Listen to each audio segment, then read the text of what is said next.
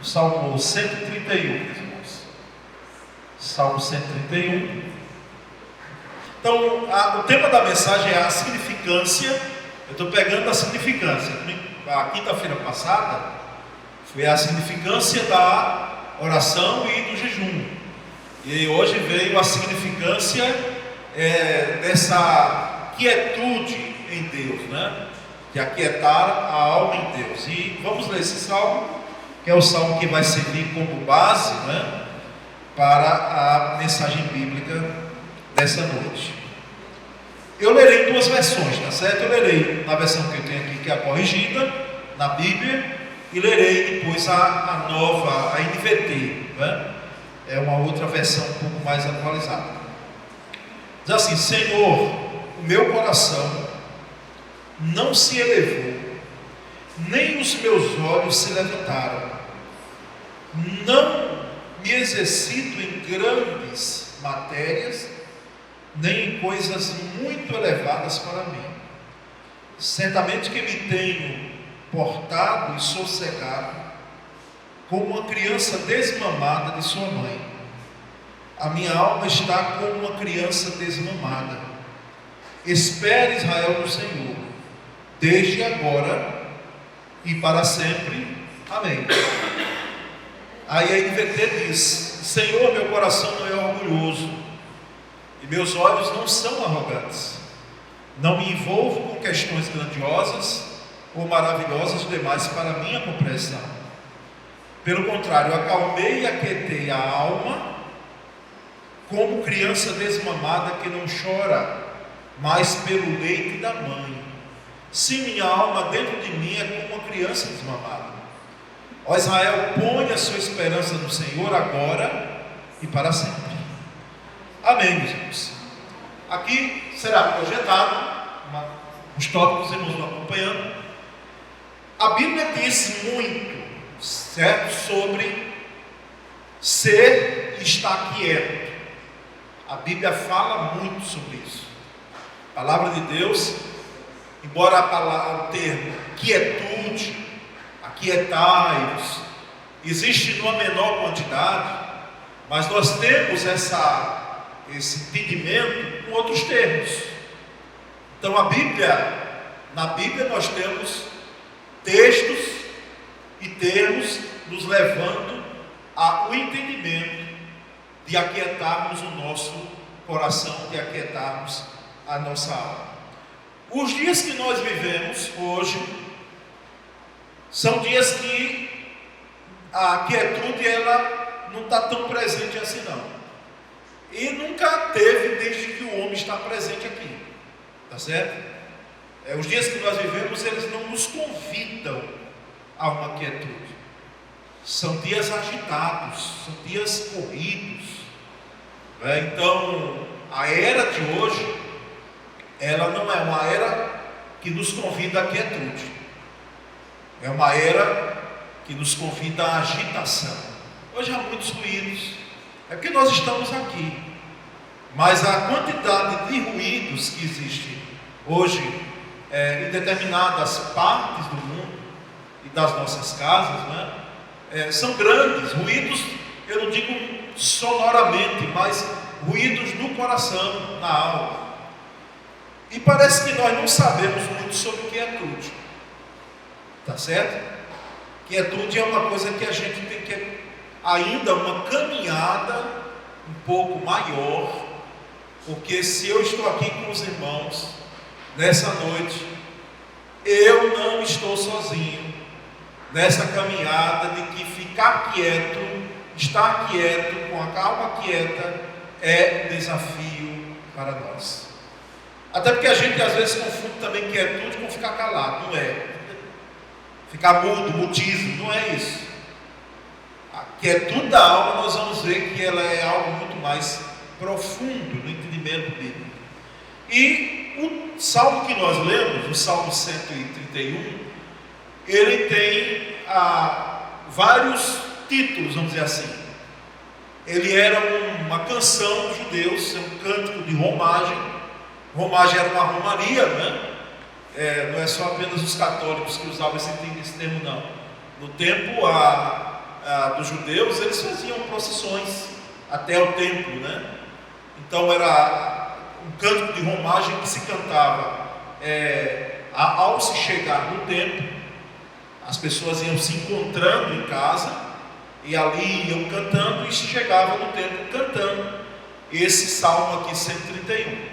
É também chamado canção de peregrinação, ou cântico dos degraus, porque eles subiam alguns degraus, possivelmente do templo, né? Cantando, ou no entendimento de alguns estudiosos, como Jerusalém, a cidade de Jerusalém, ela está a cerca de 760 metros acima do nível do mar, e era uma cidade alta. Aqueles que chegavam iam subindo, né, até Jerusalém, até o templo, entoando o Salmo 131. Só que não é o Salmo 131 apenas. Existem 15 cânticos, do Salmo 120 até o Salmo 134, que fazem parte desses cânticos de subidas, esses cânticos de romagem, né? Então é um tipo de saltério. Saltério é um instrumento, mas saltério também é uma compilação de salmos. Então esse salmo é um salmo de louvor, de cântico. E Spurgeon, Charles Haddon Spurgeon, conhecido aqui de alguns, se não da maioria, foi chamado o príncipe dos pregadores. Ele disse que esse salmo é um dos salmos mais curtos de ler. Hoje você vai sair daqui, dizendo, e não vai estar em hipótese alguma, falando em verdade, que você leu o salmo todo. Depois eu desafio você a ler o salmo 119, que é o maior, são vários versículos, mas hoje nós lemos um salmo de 3 versículos. Então o Spurgeon disse que esse salmo mais curto de ler, mas é um dos mais longos para aprender. É um dos mais curtos para ler, mas um dos mais longos para aprender. Então isso, irmãos, é uma introdução, tá certo? E nós vamos ao primeiro aspecto, que é a significância da quietude nos caminhos da vida. A significância da quietude nos caminhos da vida. Vamos ler juntos o versículo primeiro? Juntos. Senhor, meu coração não é orgulhoso e meus olhos não são arrogantes. Não me envolvo em questões grandiosas ou maravilhosas demais para minha compreensão. Olha aí. Na primeira parte, que a gente chama parte A, quando você ver um versículo, tem assim o capítulo, o versículo, e tem uma letrinha. Letra A, às vezes tem letra B. A letra A é a parte primeira do versículo, a letra B é a parte segunda. Eu até hoje não vi letra C, mas é possível ter também. Mas a gente usa geralmente letra A e letra B para fazer essa diferenciação. Então, na parte A do versículo primeiro, que diz assim: Senhor, meu coração não é orgulhoso e meus olhos não são arrogantes. O salmista aqui, sim, esse salmo possivelmente de Davi, tá certo? Salmo de Davi. Davi, ele fazia os salmos, entregava às vezes aos filhos, a Jedutum, os filhos dele, Asaf, e eles criavam uma melodia. Então, o que será que Davi tinha em mente, irmãos, quando ele fez essa afirmação? Senhor, o meu coração não é orgulhoso e os meus olhos não são arrogantes, não são altivos. O que será que se passava na mente de Davi? Os irmãos têm ideia? Eu coloquei aqui algumas suposições, algumas questões, eu acho que não tem aí, né? Se já é o segundo tópico, eu poupei aí os irmãos, aí já é outro aspecto, mas eu quero passar depois para os irmãos completo esse esboço aqui. Talvez ele tivesse na mente dele, quando ele disse: o meu coração não é orgulhoso e meus olhos não são arrogantes, o adultério com Betseba. Talvez ele tivesse. Por quê?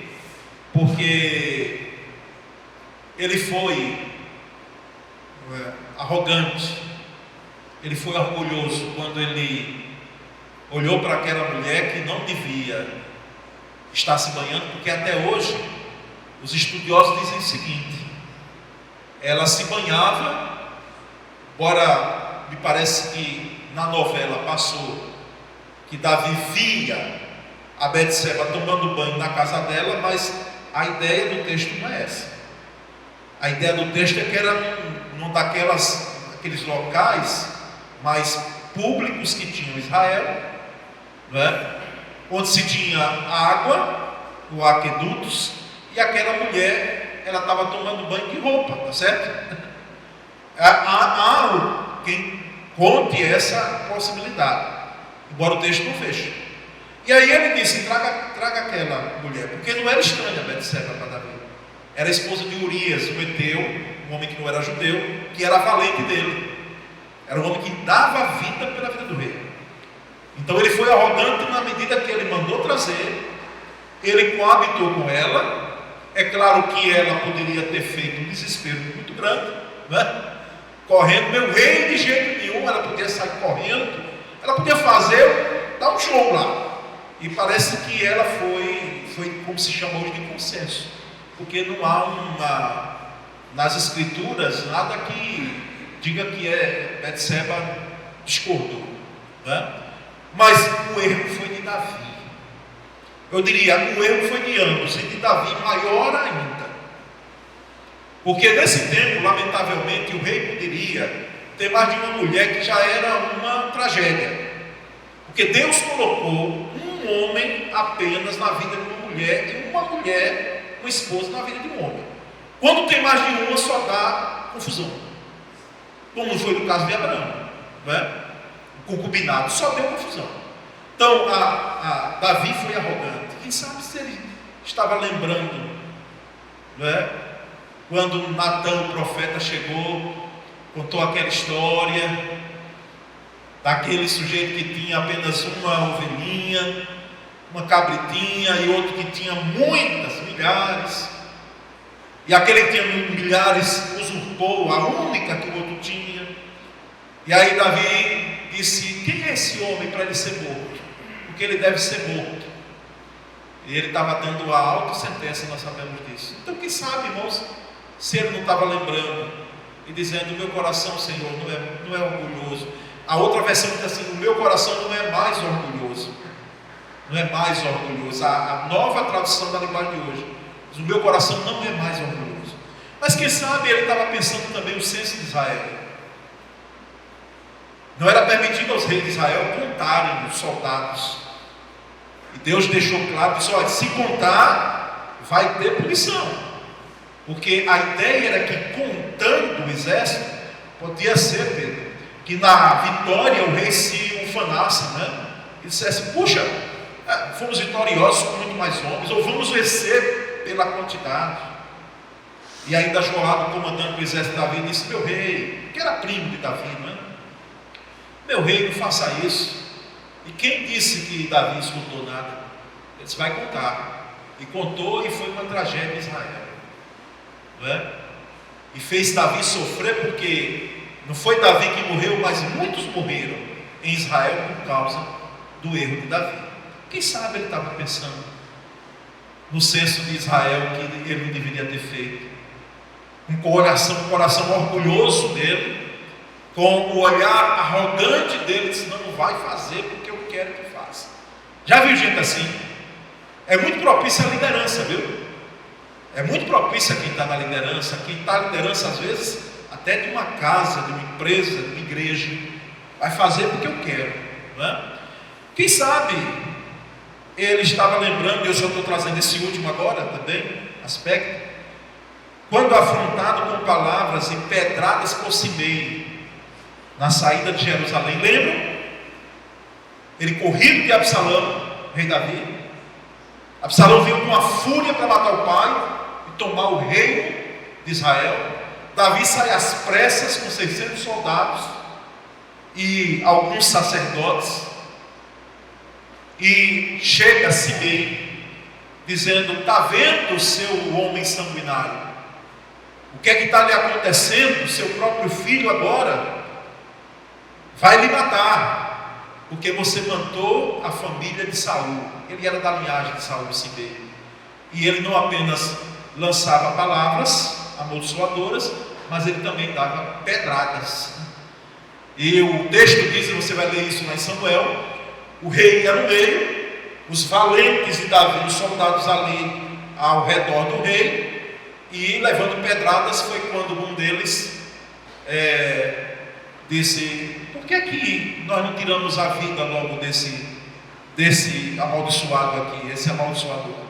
E aí Davi não permitiu de forma alguma.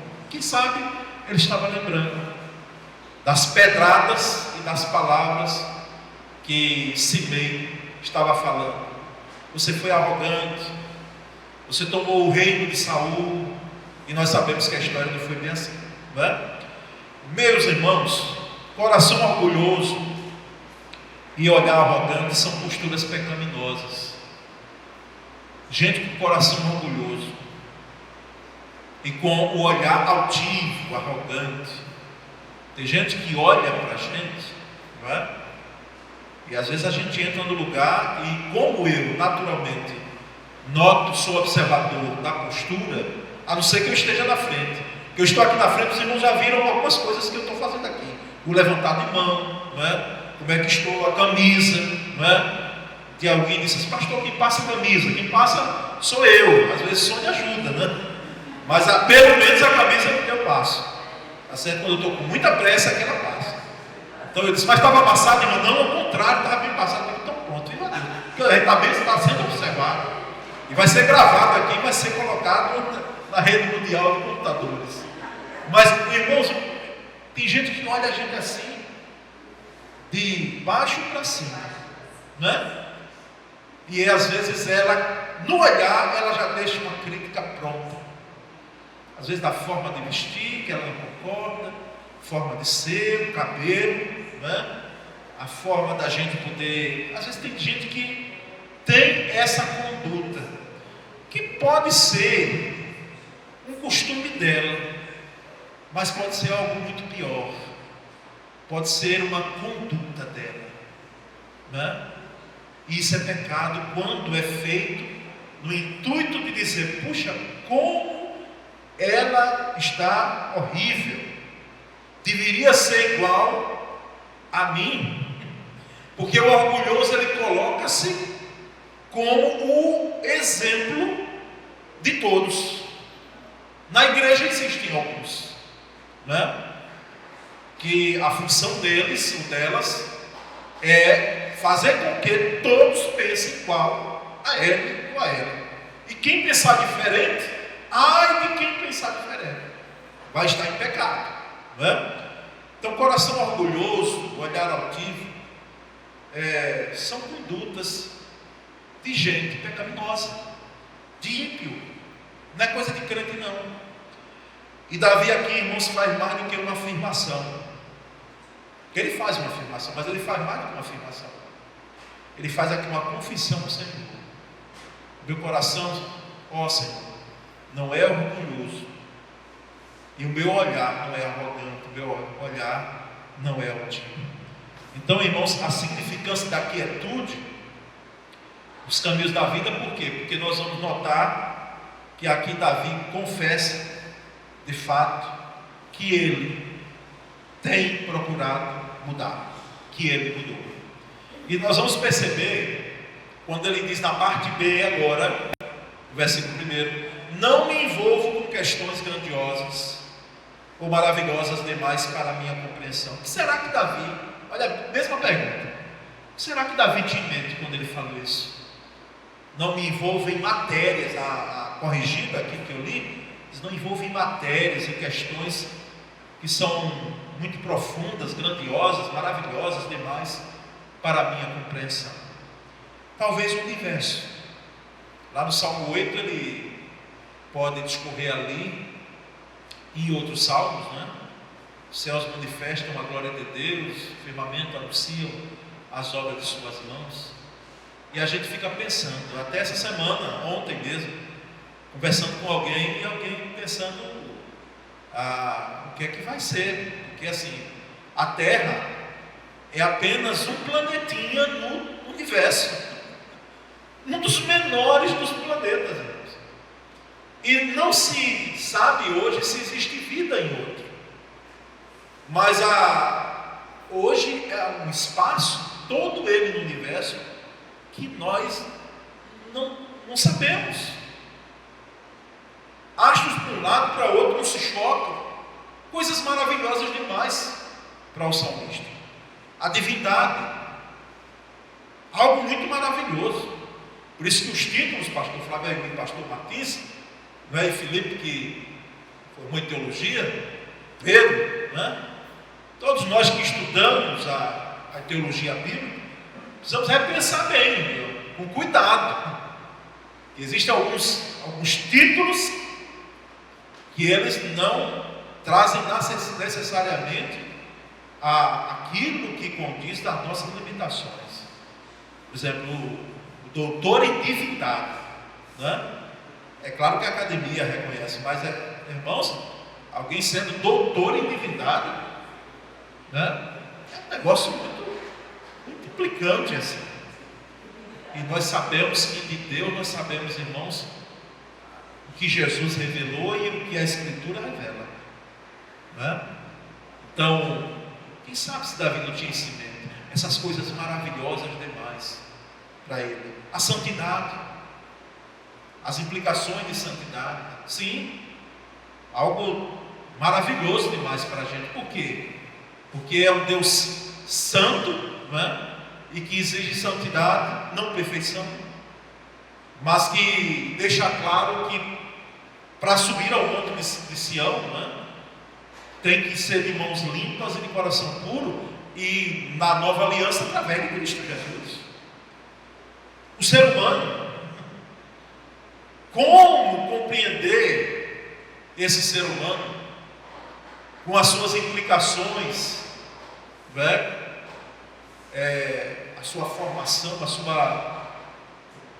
sua máquina maravilhosa, os conflitos da alma. Talvez Davi tinha isso em mente. Então, irmãos, o primeiro aspecto aqui é justamente nisso que nós temos, da quietude do coração, porque existem questões que nós não teremos respostas, tá certo? Mas há um segundo aspecto, que é a significância da quietude nos conflitos da alma. Então ele sai de algo que é externo, né, para algo que é interno. E aqui é quando o conflito mesmo ocorre de forma muito maior. Se existe conflito na exterioridade, na interioridade os conflitos, naturalmente, para cada um de nós aqui, é muito maior. Versículo 2, vamos ler juntos? Pelo contrário, acalmei e aquecerei a alma, como criança desmamada, que não chora mais pelo leite da alma. Sim, minha alma dentro de mim é como criança desmamada. A significância da quietude da alma. Uma tarefa difícil, convenhamos. Sujeitar e aquietar a própria alma. É uma tarefa, como diz por outra alguns acadêmicos, hercúlea, né? Difícil, imensa. Calar no hebraico é shavan, é nivelar, aplanar, abrandar. E isso não é fácil, porque às vezes a nossa alma, ela está um turbilhão. Pode ser que você esteja paradinho como você está aí agora, mas quem sabe lá dentro do coração, na mente, está assim, está aquele turbilhão. Há momentos que precisamos fazer calar os gritos de nossa própria alma. Tem gente que grita com a alma. São os gritos maiores que alguém pode ter, não é? Porque a alma, ela está inquieta diante dos conflitos, e todos nós temos. Às vezes o conflito de pastor não é os conflitos do ministério, não, da igreja, as situações que surgem na igreja, porque É como eu compartilhei um texto sobre a esposa do pastor, né? O pastor é o primeiro a saber de muita coisa boa, de primeira mão. Nasceu filho, quem é que é o primeiro a receber a informação? Naturalmente o pastor, né? Recebe muita, mas também recebe, faleceu alguém. Não, primeiro quem é da igreja? O pastor. Divorciando, quando o casal procura, porque às vezes não procura, esses são minoria, né? O pastor. Então, os conflitos pastorais, aqui aproveitando, eles são os conflitos mais da alma do pastor em si, não do ministério. Porque o ministério, convenhamos, nós nos preparamos para isso, Deus vai dando graça. Agora, conflito, não é? E às vezes a gente para assim, isso acontece comigo, acontece com você, acontece com alguns. E a gente diz, meu Senhor, por que é que essa alma não se aquieta aqui, sabendo que ela não tem condições de resolver esse problema?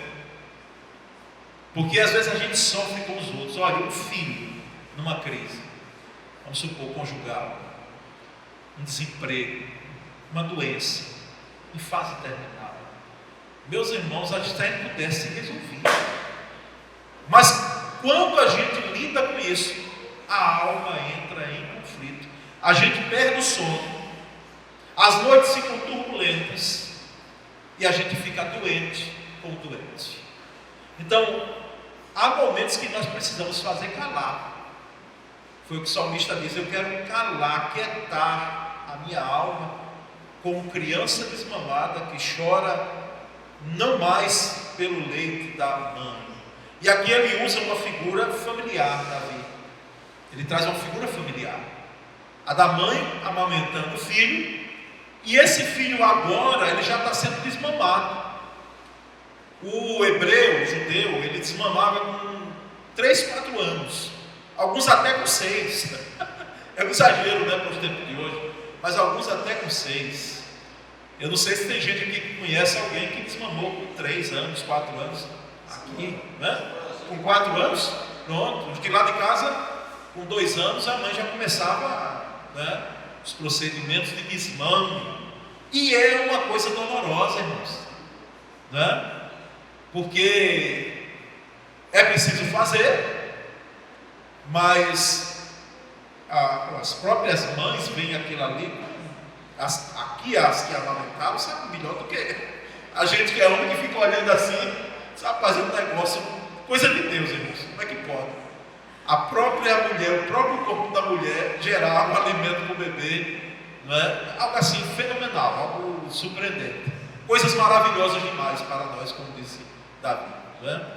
Mas esse desmame é porque a criança ela já estava, segundo alguns estudiosos, satisfeita.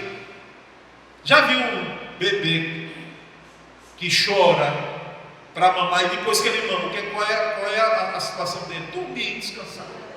Dorme. Eu mesmo, a minha filha, a Poliana, o pessoal dizia: olha, cuidado, as grandes noites, você vai perder. Eu digo: meu Deus, eu quero ter outra filha. Porque Poliana só chorava para mamar, mamava, dormia. Chorava de novo, mamava, dormia. Oh, bênção, que maravilha. Isaac foi diferente. Aqui veio o elétrico de 7 meses, não é? Mas, irmãos, aqui é o sentido de que alguém que está plenamente satisfeito em Deus, essa é a ideia. E a alma dessa pessoa, ela encontra descanso. Como uma criança depois de mamar, ela fica no braço da mamãe, não é? E também tem esse sentido do desmame, de que ela não é mais para tomar leite agora ela vai ter que comer carne, não é? Ela agora vai ter que mastigar. O leite é uma fase só, ela vai ter que agora partir para algo mais sólido. E aqui traz o sentido de maturidade para nós. Às vezes Deus nos priva do que é bom, e o leite para a criança é bom, né? Para nos dar algo melhor, que é o filé, né? Ou o peixe, para quem gosta, né? O sólido. Às vezes Deus nos priva de algumas coisas que a gente acha muito bom, naquela bênção, né? Como nós temos casos aqui de gente que foi desempregada, quando estava para casar, uns até depois que casaram, ficaram desempregados, aflitos certamente ficaram, e depois tem uma colocação melhor do que a anterior. Coisa de Deus. O alvo de Deus é que alcancemos maturidade emocional e espiritual. Por isso que aquietar a alma, irmãos, desse versículo 2, é a gente perceber claramente que existe um Deus que nos coloca nos braços dele e que nos satisfaz. Como diz o antigo hino, Cristo satisfaz minha alma. Não precisamos de outro, não é? Porque estamos seguros nos braços daquele que nunca me deixou, como a gente canta o canto, né? Então, é aquietar a alma lá dentro, aquietar lá dentro. Então, a significância da quietude da alma, do nosso coração, da nossa vida. Mas há um terceiro e último aspecto, é a significância da quietude nos desafios do amanhã, que é o versículo 3. Por isso que ele traz uma palavra de esperança, né? Vamos ler juntos? 3. Ó Israel, ponha sua esperança no Senhor, agora e para sempre. Então, algo externo, algo interno, e agora algo lá na frente, tá certo? Lá na frente. Davi aqui encerra esse poema falando de esperança. Ele vai encerrar aqui esse salmo, esse canto, né? Falando de esperança. Israel não deve esperar a força do exército de Israel, que é um país do tamanho de Sergipe, né? Mas que tem um exército que não é todo o país que vai mexer com ele, não. Que é um exércitozinho preparado, o exército de Israel, né? Claro que tem o exército americano, o próprio russo também tem suas. Mas o de Israel até hoje, e aquela guerra lá né, de 1966, que ocorreu em 67, né? Uma quantidade pequena que foi vitoriosa numa batalha. Então Israel não deve esperar da força do seu exército, nem as alianças estrangeiras, mas deve esperar no Senhor, Deus da aliança.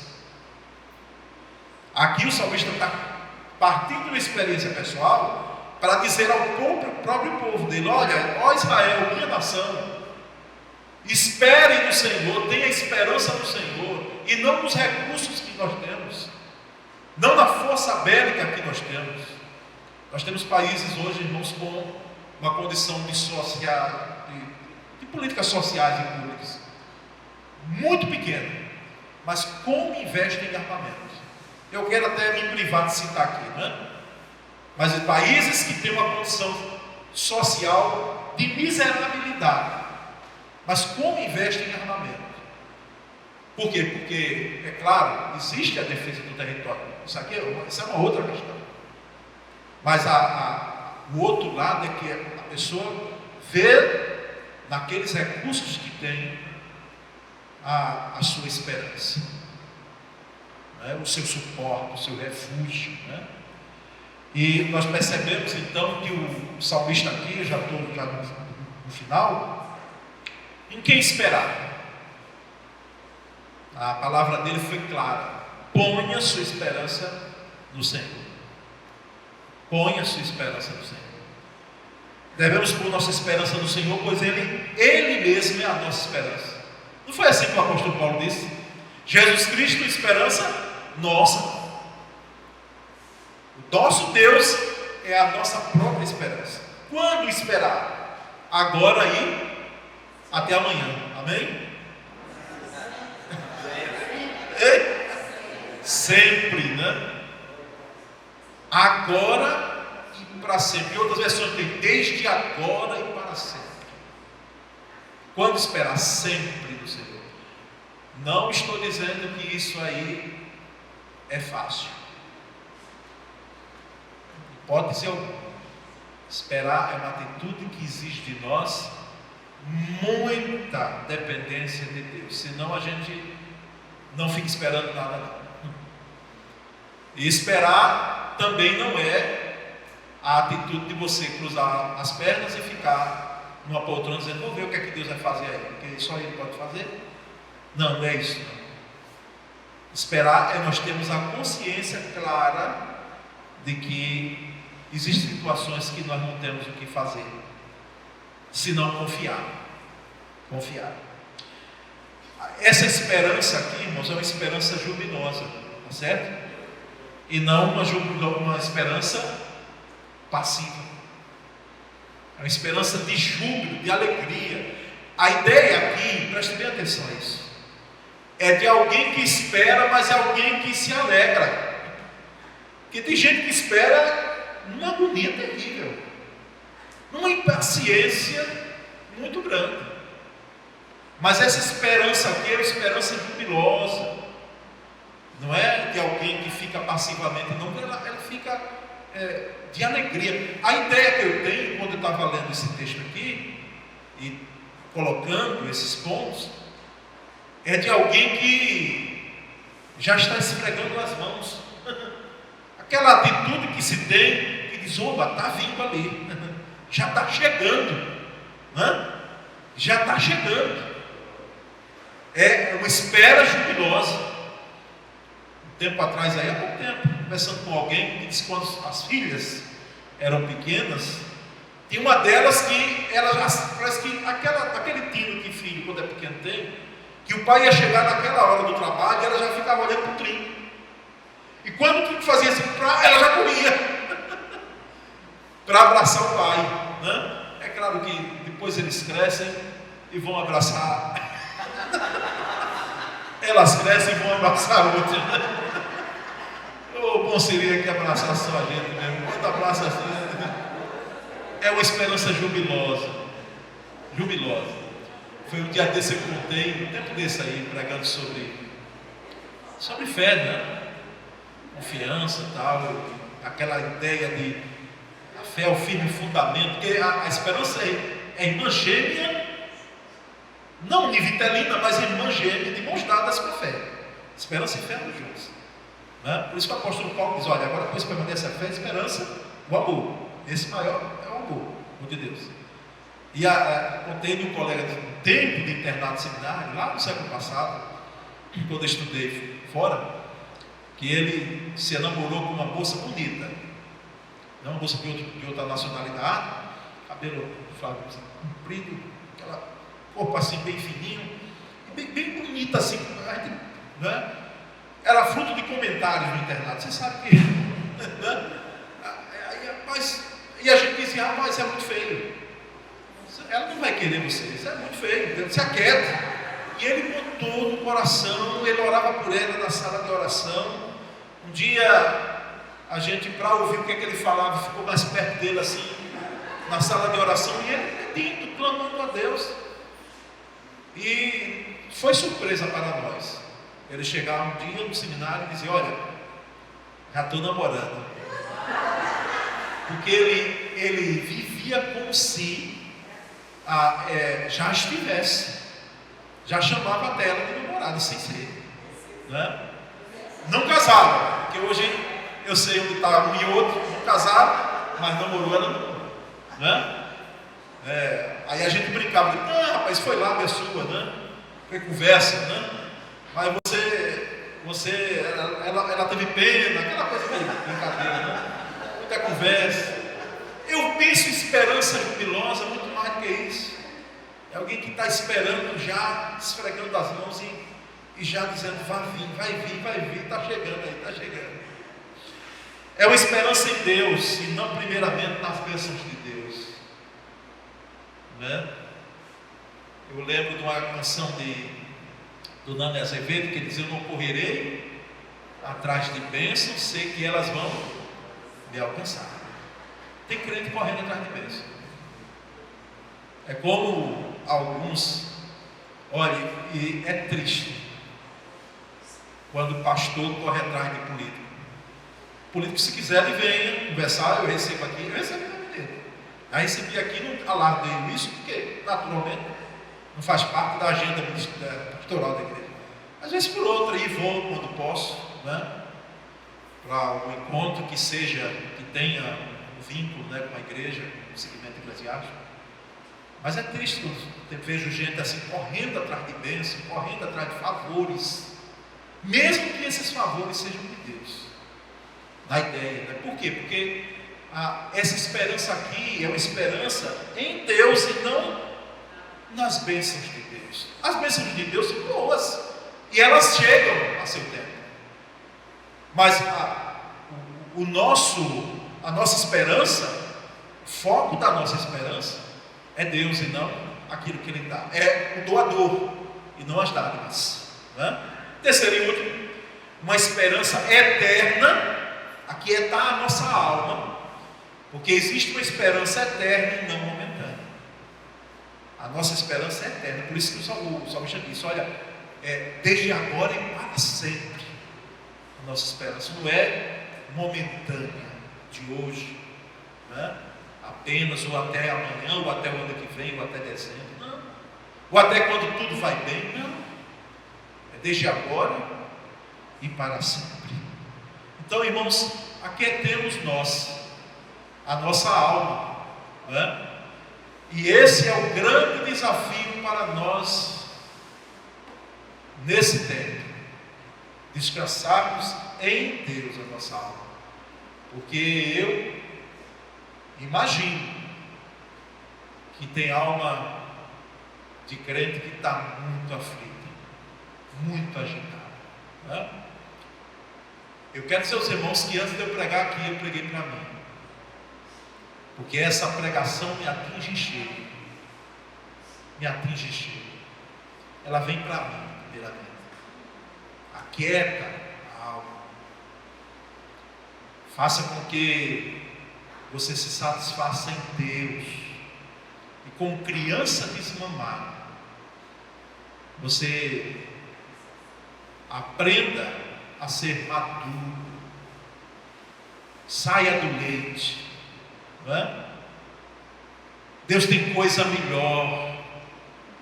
O leite é bom, mas ele tem algo melhor, e não é no leite que você vai encontrar, é na maturidade. Então essa é a palavra do Senhor, a nossa esperança para nós nessa noite. Amém, meus irmãos? Olha, está diante de nós um desafio para o ano todo e o restante de nossa vida. Olha que coisa, né? Mas louvado seja Deus que nos dá graça para que nos conflitos da nossa alma, da nossa vida, nós possamos ter êxito sim, porque Ele vem com a sua mão poderosa. E ele diz lá, tem lá no Salmo 46, né, versículo 10, se você faz memória: quietai-vos e sabei que eu sou Deus. Quietai-vos e sabei que eu sou Deus. Vamos orar, irmãos. Muito obrigado, Senhor. Obrigado porque a Tua palavra é a verdade. Ela é explanada, Senhor, ela mexe com a gente. Ela traz mais do que emoção, ela traz ela nos impulsiona a uma confissão. Ela nos leva a rever a nossa conduta. Ela nos coloca diante de conceitos que nós temos, que são muito poucos, parcos, ilimitados, que temos em relação à vida, em relação à quietude da alma, em relação à esperança. Ó Deus, abençoa o Teu povo nessa noite, trazendo quietude de alma. E aquele que entrou aqui nesse lugar, Senhor, nessa noite, com a alma aflita, inquieta, possa encontrar descanso nos Teus braços. Ó Pai bendito, essa é a nossa oração. Nós fazemos em nome de Cristo Jesus. Amém.